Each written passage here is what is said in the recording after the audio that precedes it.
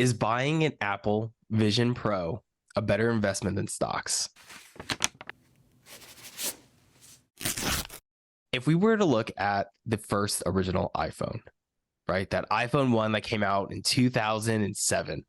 Marquise Brownlee, MKBHD, he did a video maybe a month ago where he went and tried to buy one, mint condition. He bought it for $40,000. So we're looking at a product that originally sold for $599. He bought it for $40,000 later. That's a huge amount of appreciation that came with that product. Now, this is obviously one of your alternative assets, right? This isn't your core asset that you're going to be looking to invest in. The tweet that got me going on this was the chairman on Twitter. I don't know if you know who the chairman is, but that's Wall Street Bets, the chairman. Mm-hmm. He posted this tweet. Don't buy stocks for your retirement fund. Buy Apple Vision Pros. A factory sealed iPhone 1 sold for $63,000 this year, 105x the original price. If an unopened Apple Vision Pro appreciated at the same rate, it would be worth nearly $500,000 in 15 years. That's a $3,000 investment with an upside of $500,000 in 15 years. Okay. To give you kind of a perspective of what that, well, what if I put $600 in the S&P 500 back in 2007? What would it be today? So if you put $600 into the S&P 500 in 2007, that would be $2,300 today. So it's still what, 2.5x, but nowhere near the 105x appreciation that was found in just that one iPhone. The $63,000 iPhone that he was talking about, that one sold a couple of months before Marquise Brownlee actually bought his. So that one was sold in February 2023. And the ones that were sold a little bit after kind of tiered off a little bit. It was like, I think the next one was 50 something thousand. Next one underneath that one was then Marquise Brownlee's $40 something thousand one. So it's, again, back to that quick money, but also having to be lucky. The product that you buy, it's buying trading cards, right? Oh, I'm going to buy this person's rookie. Yep. I'm going to buy this person's rookie card. Are they going to be good? Collectible. Is it what it is? It's just a collectible market. It's not saying it's a stock or crap. You have cars who back in the day, a Toyota 4Runner was a dime a dozen, or a Jeep Cherokee XJ was $1,000 or $500 used for X amount. But you have the value of overlanding now and all these car bills that created a higher demand for it, and with a lack of supply. Same thing. You have all these. For me, that's the reason I kind of got into Magic cards. It's just a fun little thing of, one, I thought the art was dope. Two, I thought it was easy to play with my brother. And I'll collect stuff. Honestly, I bought the Lord of the Rings booster box set for Magic when it came out last week. I was like 2 a.m. like, oh shit, it came out. The pre-orders came out. I bought it. Silly, it's like $200 effort. I don't know. From it, I was gonna save a couple packs, open them. Hopefully, I get that one ring, the rarest card of the bunch. Now, are you gonna open those packs because you want to see if you find what's in there, or are you gonna hold on to those packs, leave them unopened with this potential upside that one pack can appreciate? Might have.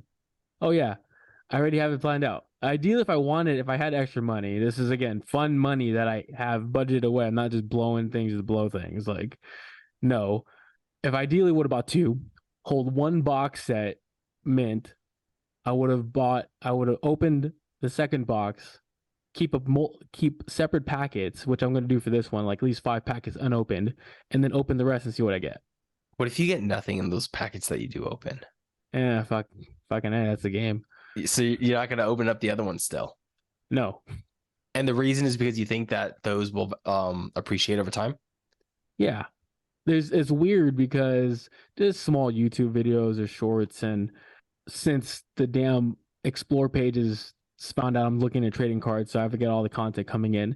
Some of the packets of like a legendary, like higher end series sell more than individual card itself. Just of the what ifs. And keeping the package. Yeah, I mean, people were doing that with Pokemon cards recently, right? Mm-hmm. Yeah, that's what I'm starting to see it. And what I love about Magic, it's same thing as tech and the way they structured it. Magic's been on for 30 years. The game is always changing, different series of games. The way that they play, you have to buy new cards. They keep tabs on what cards are deemed illegal or banned. It's a pretty evolving game that's still for 30 years and it never got old. That still has a cult following. Yeah, I got into it. Never thought I would. But for Pokemon, there was so much ebb and flows to it. It died out. It came back. Magic always stayed steady, and we never been open to it. Same thing for tech. You never thought back in the '90s, old tech like Apple One computer, like the very first one, would have been in a museum. Who would have thought But of like, it now? if you don't know that they're going to be at that point, you think it's worth just kind of like making a purchase with the potential of that being a thing, or do you buy it to actually enjoy it? And then if there's value to it later, you're like, oh, maybe I have one. That's the hard part. You don't know. Right. I mean, think about these Apple Vision Pros. So for anyone listening that hasn't seen them yet, it's basically Ready Player One kind of esque, but made by Apple. I think it's the power of the brand. It's if we're gonna stay true. If Apple could still be a lifetime brand and hold on, again, it could be like GE and fall off. Yeah. Do people? I didn't know this a couple years ago, but who's GE's like founder? I mean, is this a pop quiz for me, or is this the pop quiz for you? Pop quiz for you to answer for everybody else. Benjamin Franklin, Thomas Edison. There it is. But it's George Washington. I didn't know that. But if you knew, the creator of the light bulb was GE and they marketed towards that, and that could have been a different story. You never know. So as long as if Apple keeps their story and keeps their quality and keeps their brand, then yeah, it could be a smarter, like Jordan's still strong. He retired way back when. It's still going strong. So it's when you buy a Nike shirt that's still from like a two Hanes shirt, but you put Nike on it or Supreme on it, it's gonna elevate that shirt. It's just the power of the brand. So if Apple stays strong, then yeah, buy two, leave one in mint, and then and then mess around with the product, or just keep it and see what happens. I think it's just the power of the company in overall terms. Yeah, no, that's a good point. And for the record, it's Thomas Edison, by the way, for the founder of GE. I threw a bunch of names out there. I just wanted to close the loop on that one. So you're really gonna leave them out like that? Yeah, no, definitely did not want to do that. Jo, do you know how much money Magic the Gathering actually made, let's say in 2022? No, I did not.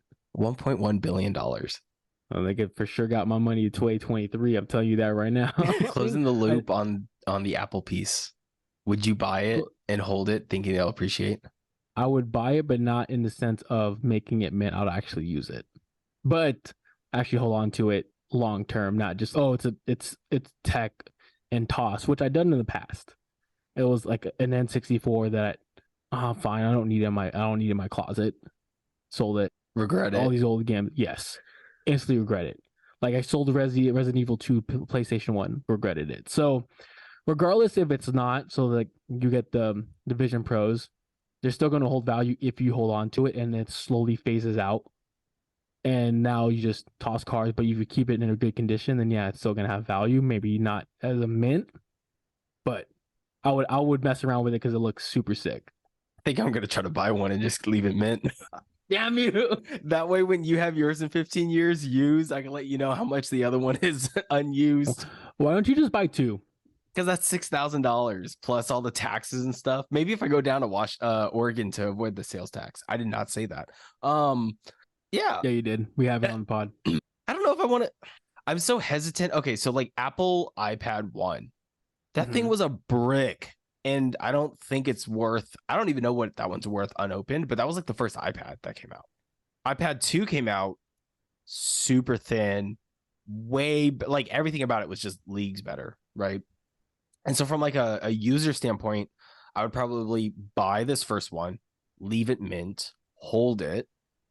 Second one comes out, buy it and use it. But then there's the other layer on top of this. Think about like the PS4s when they came out, everyone was just buying them to resell them, and it just messed up the entire market. What if, because now everyone sees what had happened with the iPhone, people go into the Vision Pros with that same thing where everyone's just buying and holding it? It's going to have a saturated market in 15 years. It's not going to be worth anything anyways. It's just that gamble that you're taking with collectibles, right? I think once you start talking about it like that, even for me, I think you're too late to the show. so I shouldn't do it. Dude, just get it and we'll work together and we'll be in Ready Player One lobby, like just chilling. This is when you got to have just money on the side where you're like, I don't care. I'm gonna put this into a lockbox and put it in a time Not capsule, and I'll come see what happens with any of this stuff let in me, the time capsule. let me 15 put this in years. a warehouse, nice protected, and let's see what happens the next 10 years. Yeah, basically, it's a dice roll. Well, that's what it is. It's always collectibles are. Is it worth it? Is it not? Like you speak about Magic and how that's gonna get hyped. Is it? Is it not? You know, like for the Lord of the Rings, the only reason why I bought it's like crap. They never really. I think they did it one time, but they didn't do so well, so they're redoing it, and it looks super sick. That one's super niche. Yeah, and that's why Lord of the Rings have a crazy following. It's timeless. Crap, might as well.